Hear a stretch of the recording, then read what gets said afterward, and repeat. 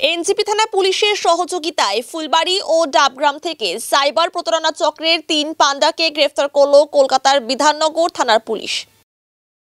New life fertility centre আধুনিক চিকিৎসা ও বিশেষজ্ঞদের সহায়তায় আপনার স্বপ্ন পূরণ করতে প্রস্তুত। নতুন জীবনের স্বপ্ন সত্যি করতে আজই যোগাযোগ করুন। নতুন জীবনের সূচনা এখানেই। Cancer isn't the end. With the right care, it can be the start of a new beginning. Hope and Heal Cancer Hospital, where hope is real and healing truly begins. ধৃতদের নাম নাসির আহমেদ, রুকসার বিবি ফুলবাড়ির পশ্চিম ধনতলার বাসিন্দা এবং রনি রানা ডাবগ্রাম স্যাটেলাইট টাউনশিপ নতুন বস্তির বাসিন্দা।